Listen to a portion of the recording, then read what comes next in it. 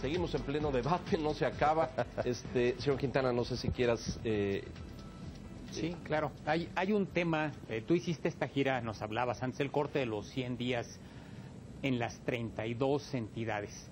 Enrique Ochoa hace 110 días era el director de la Comisión Federal de Electricidad y en los ámbitos políticos ni se le mencionaba.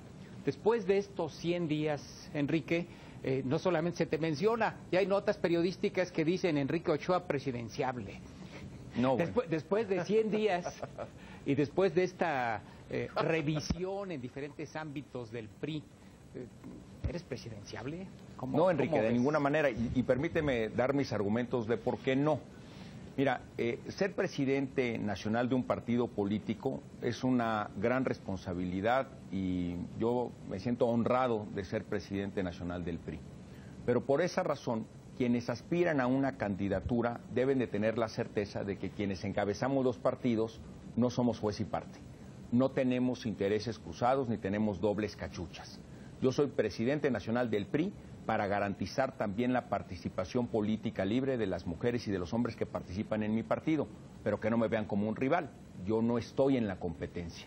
Yo critico, y lo he dicho de manera muy clara, a aquellos presidentes de partidos políticos que utilizando la figura de presidente nacional de su partido están buscando ser candidatos, porque entonces traen una ventaja, y Andrés Manuel, porque ahí traes dos cachuchas. No, pero ese es al revés, ese es un candidato per se que se tuvo que hacer un partido. Porque... Pues todavía peor, porque lo que tienes ahí es que estás usando recursos públicos como presidente de un partido que en lugar de estar destinados a promover al partido y a sus candidatas y candidatos, lo estás utilizando, como lo ha hecho Andrés Manuel, para una proyección personalísima. No se vale tener dos cachuchas, no se vale ser juez y parte. En el caso del PRI claramente está señalado que yo no tengo aspiración porque cumplo mi responsabilidad como presidente de mi instituto político.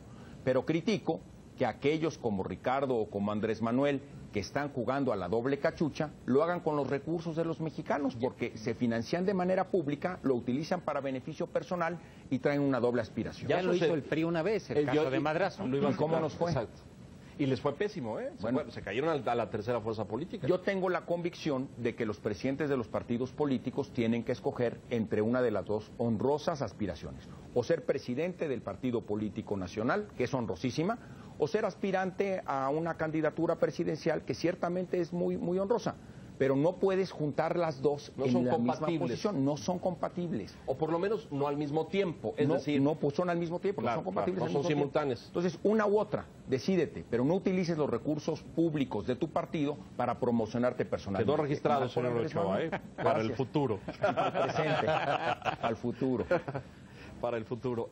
Hablabas de los programas. Sí, de la agenda. Nos decía Enrique antes del corte que está recorriendo el país, lo va a hacer otra vez, se va a reunir con académicos, organizaciones sociales, para ir construyendo una agenda que, decíamos, me parece, le urge al PRI. Porque cuando regresa a la presidencia de la República... En el 2012, pierde su agenda. Y entonces discutíamos, pero la agenda no fue... ¿no? La agenda era la agenda de reformas estructurales, cosa que avanzó y se logró y se construyó un pacto y importante. Ha sido muy positivo en ciertos... Estoy de acuerdo. En diversas áreas de la economía. Del gobierno, pero lo que tú dices es que la agenda del gobierno le roba al PRI sus banderas. Y entonces el PRI se convierte en... la agenda del PRI se convierte en la agenda del gobierno. ¿Y dónde está lo nuevo, diría yo? Me parece... ¿Que no ha sido así toda la vida? No, sí, pero me parece que ya hoy los tiempos tienen que marcar una agenda clarísima. De partido y no de gobierno. Claro. Yo coincido con Alejandro y permítame presentar por qué. Yo pienso que un partido político que está en el poder obviamente guarda ante la ciudadanía la responsabilidad de acercar los éxitos del gobierno, los cambios de política pública para beneficiar a la ciudadanía. Y en ese sentido hay una clara cercanía democrática y responsable entre partido y gobierno. Pero el partido político también tiene que tener su propia agenda temática, porque eso permite escuchar a los diversos sectores de la sociedad cuando las políticas públicas del gobierno no están llegando o no están satisfaciendo las necesidades de esos sectores de la sociedad. Y el partido político tiene la responsabilidad de escucharlos a todos, de estar siempre de puertas abiertas ante la ciudadanía. Y eso permite escuchar los ámbitos que están pendientes y llevarlos como exigencia al gobierno. Al gobierno de tu partido, sí, pero oye, gobierno, hay necesidad de un alto en el camino, hay políticas públicas que no han alcanzado los resultados previstos, hay políticas públicas nuevas que son necesarias para atender nuevos problemas que no hemos advertido, porque los grupos de la sociedad están reclamando cambios. Hace 18 años, más o menos, Enrique, la última ocasión que el PRI estuvo en la presidencia con Ernesto Zedillo, se habló de la sana distancia, frase del propio Zedillo. Ahora, así como dices, la agenda tiene que recoger las políticas públicas exitosas, espero que también estés consciente de que hay mucha insatisfacción sobre las políticas públicas y esto se refleja en la baja aprobación de la política del presidente, de acuerdo a prácticamente todas las mediciones hechas. ¿Cómo va a afrontar el PRI este dilema en las candidaturas a gobiernos estatales, a la presidencia en el 18? ¿Cómo darle continuidad a un proyecto que tiene niveles de aprobación de menos del 30%? ¿Otra vez va a ser época de sana distancia? No, yo he propuesto una nueva cercanía democrática, crítica, autocrítica entre el gobierno y el partido.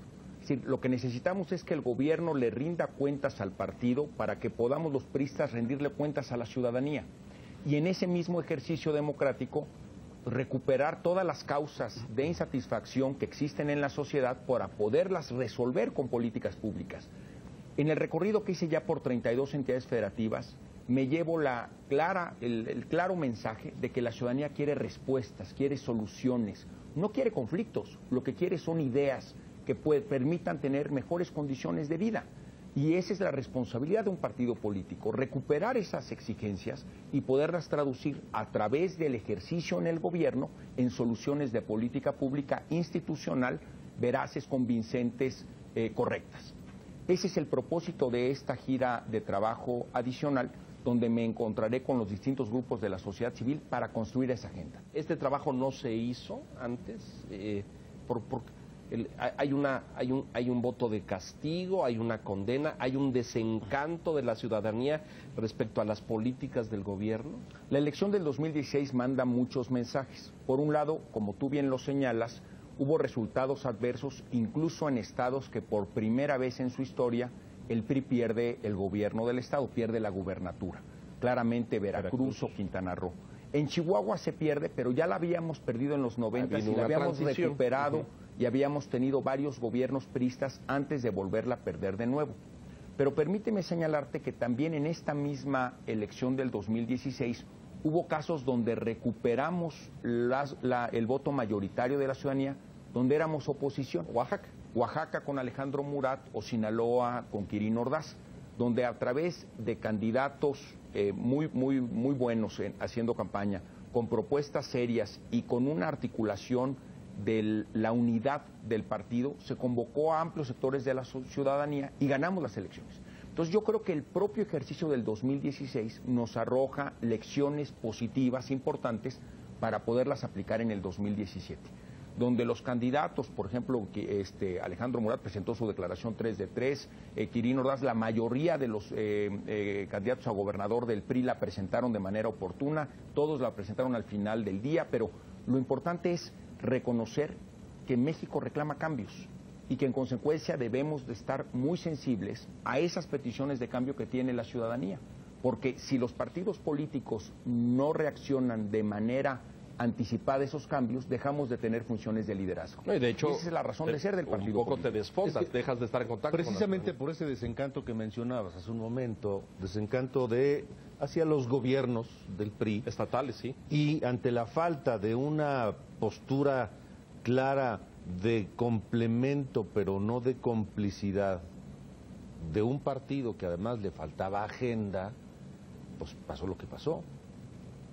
No, pero a ver, el desencanto solo, dirías tú, y me encantaría escuchar el análisis que haces, ¿el desencanto es solo con los estatales o también con el federal? No, yo creo que el desencanto es sobre una situación económica, social y en el ámbito de la corrupción. Son señales que claramente nos manda la ciudadanía y hay que darle respuesta institucional a cada una de ellas. Ahora, sí tenemos también políticas públicas que comunicar mejor.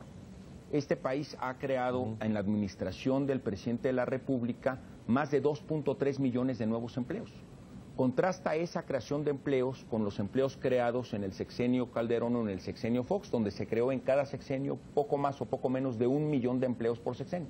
Es decir, en los 12 años de panismo se crearon 2 millones de empleos. Con Enrique Peña Nieto se han creado 2.3 millones de empleos en tan solo 3 años y medio. Es decir, hay datos económicos que son alentadores en cuanto a las condiciones económicas del país. Oye, ¿quiere decir que estamos con los problemas económicos de México resueltos? Por supuesto que no. Por supuesto que debemos de seguir construyendo una agenda que genere empleos justos, bien remunerados en todo el territorio nacional.